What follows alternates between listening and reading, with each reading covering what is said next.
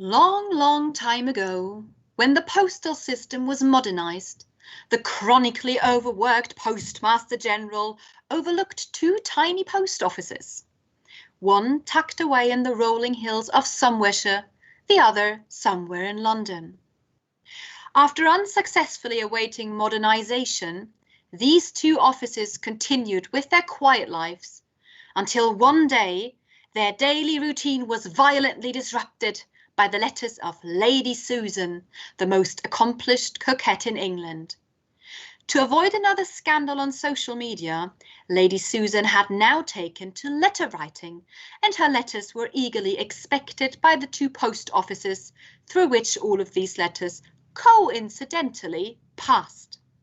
What with the secrecy of the letter no longer being what it used to be, Lady Susan's letters soon ceased to be private after all.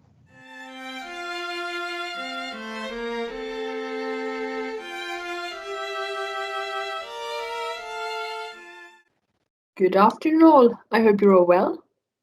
Good to see you, Janice dear. Yes, we're all well over here, aren't we? Isabella, has Marianne arrived yet? Yes, she came in during lunch and now Catherine is showing her around the village. Catherine is showing her around. Your cousin, Catherine. Wonders never cease. Well, I never. Yes, it's our Catherine. I had a work report due this afternoon and now I just wait for them to come back. And since they both told me to watch out for any new letters, I had to stay and wait anyway. It's good that they get along now. At least I hope they get along. I'm sure they will.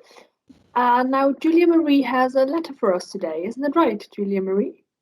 Yes, I do. Actually, it would have been Catherine's turn to read the letter. But as she isn't here... Good for you, sis. I never understood why you let her trample on you. Let's not forget that Catherine is Isabella's cousin.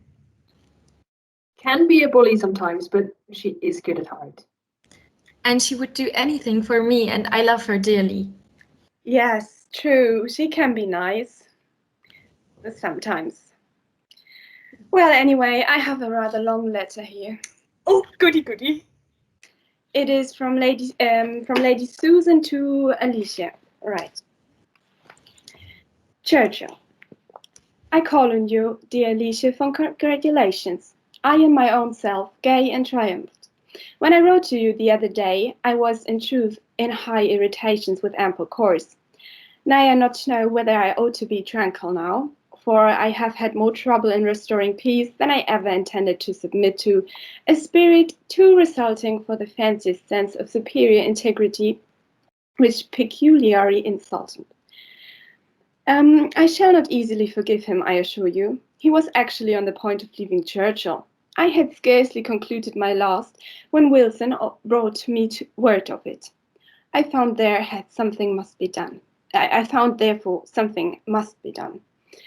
For I did not choose to leave my character at the mercy of a man whose passions are so violent and so revengeful. It would have been trifling with my reputation to allow of his departing, with such an impression of my disfavour. In this light, condescension was necessary.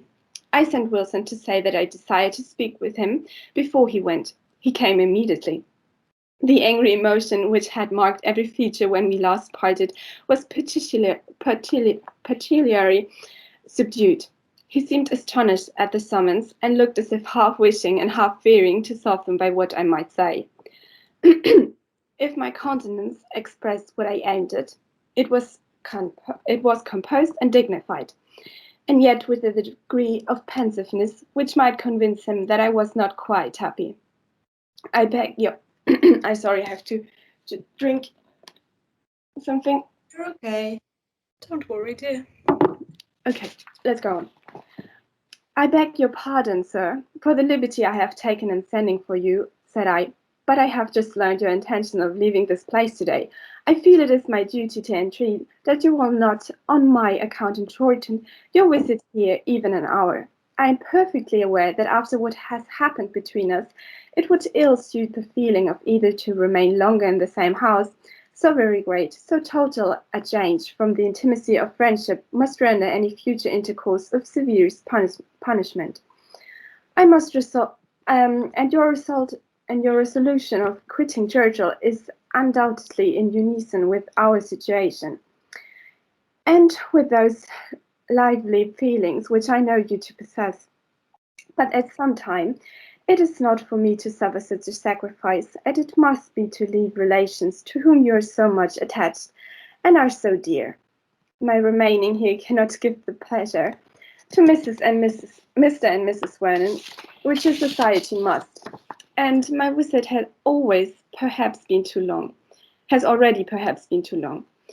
My removal, therefore, which must at any rate take place soon, may with perfect convenience be hastened, and I make it my particular request that I may not be in any way be instrumental in separating a family so affectionately attached to each other. Where I go is of course no consequence to anyone, of very little to myself, but you are of importance to all your connections. Here I concluded, and I hope you will be satisfied with my speech. Its effect on Reginald justified so portion of vanity, for it was no less favourable than instantaneous. Oh, how delightful it was to watch the variations of his countenance while I spoke, to see the struggle between returning tenderness and the remains of displeasure. There is something agreeable in feelings so easily worked on. Not that I envy him their possession, but would for the world have such myself. But they are very convenient when one wishes to influence the passions of another. And yet there's Reginald, whom a very few words from me soften at once into an utmost submission, and render more tractable, more attached, more devoted than ever, would have left me in the first angry swelling of his proud heart, without deigning to seek an explanation. Humbled as he now is, I cannot forgive him such an instance of pride, and I am doubtful whether I ought not to punish him by dismissing him at once after this reconciliation, or by marrying or teasing him forever. But these measures are not too violent to be adopted without some deliberation. At present, my thoughts are fluctuating between various schemes. Okay. Schemes? There, she says it herself. She's constantly scheming. She's having fun, manipulating people. I think she's a psychopath. There. I have many things to accomplish. I must punish Frederica, and pretty severely too, for her application to Reginald. I must punish him for receiving it so favourable, and for the rest of his conduct. I must torment my sister-in-law for the insulting triumph of her look and manner since Sir James has been dismissed. For in reconciliation, Reginald to me, I was not able to save that ill-fated young man, and I must make myself amends for the humiliation to which I have stooped within these few days. To effect all this, I have various plans.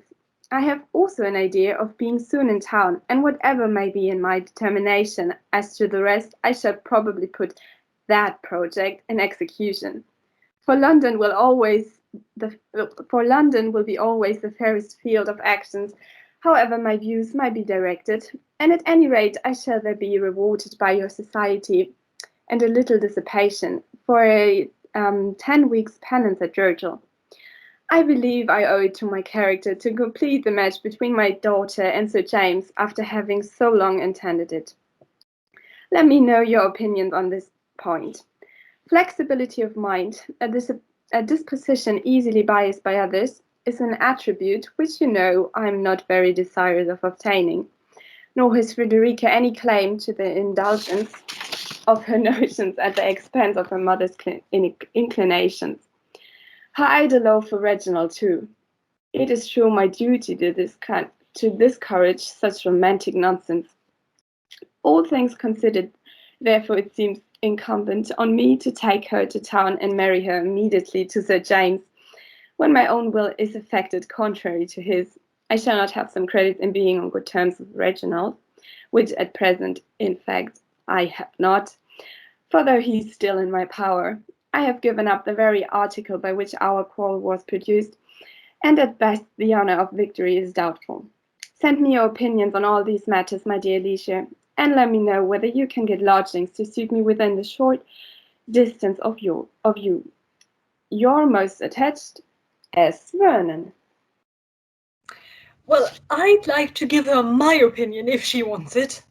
She can talk around just about everyone, can't she? And not Mrs. Vernon, mind you. She always keeps a clear head and cannot be flattered into submission.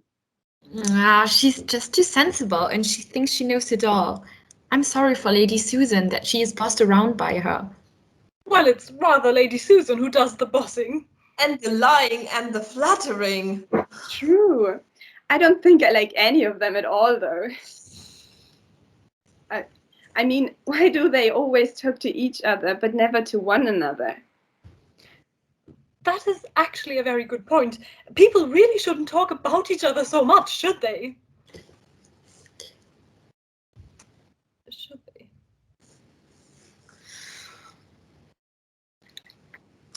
Tell Catherine we said hi, will you? Will do. And greetings to everybody else. I hope we can see them soon. Well then, bye-bye.